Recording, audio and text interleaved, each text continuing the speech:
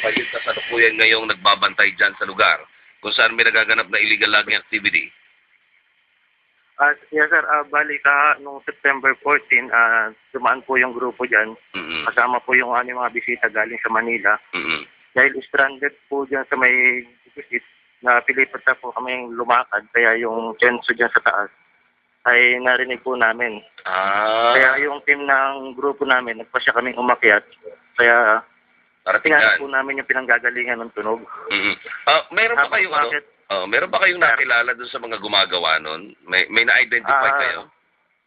Wala, sir. Dahil kasi nung nandun kami, habang dinodokumento namin yung lugar na maraming mga kahoy doon, ay merong napansin kami nung isang trabahador at nung kinakausap namin, biglang tumakbo ron sa pinanggagalingan ng tunog hanggang sa hinabol nga po namin pero hindi na namin naabutan.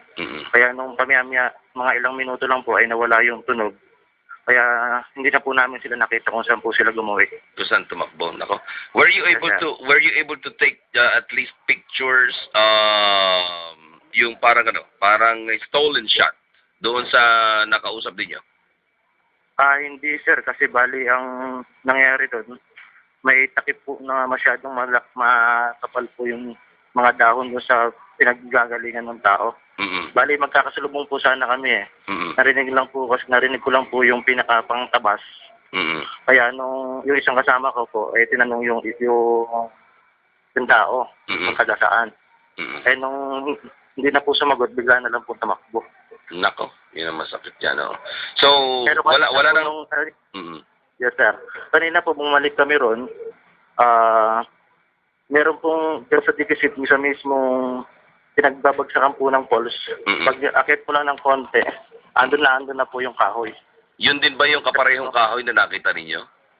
Hindi po. Iba po yun. Iba na naman?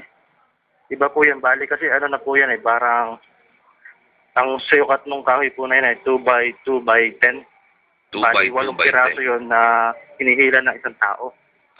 Bali hindi sa kalayuan, meron na naman po isang ganon na isang tumpok. Bali 3 tumpok po yung nakita namin. Yung sa hindi rin po kalayuan ay merong mga kahoy na maliliit na bagong putol.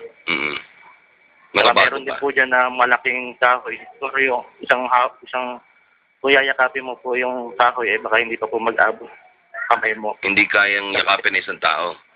Opo. Malalaki po kasi. Kailan ninyo ito na-report sa DNR at saka sa mga miyembro ng kasundaluhan?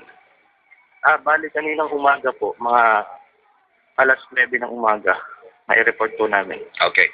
Meron bang rumisponde na miyembro ng DNR at saka ng mga sundalo doon sa report ninyo? Bali kanina po, nandun kami mga alas 10 hanggang alauna.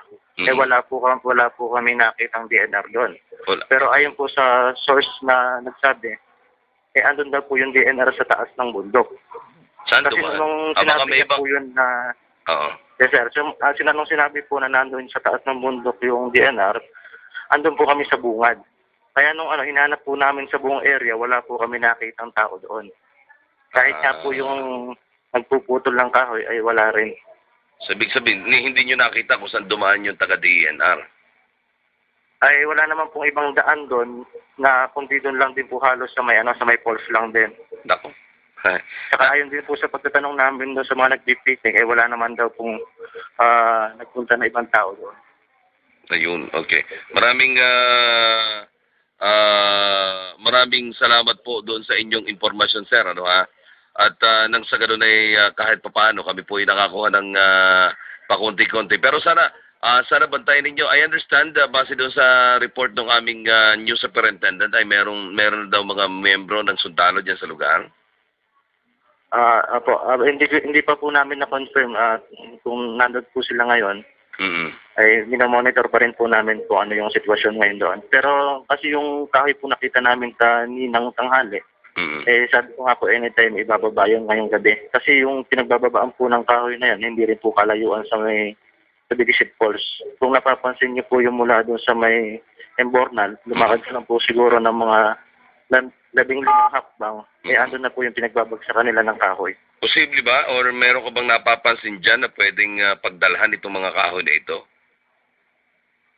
Eh, siguro baka dyan lang po yan sa mga malalapit na bahay dyan o kaya baka may pinagbibilibiran po sila rito sa mismong bayan. Mm-mm. Kasi yung nakita po namin na tipak-tipak na kahoy, ang ano po namin yan baka guling uling. Meron din po kami nakita dyan na sinunog na kahoy na talaga. Mm-mm. At pinutol-putol na siguro nakakuha na po ng uling. Yan sa sa mismong taas po ng bundok na yan.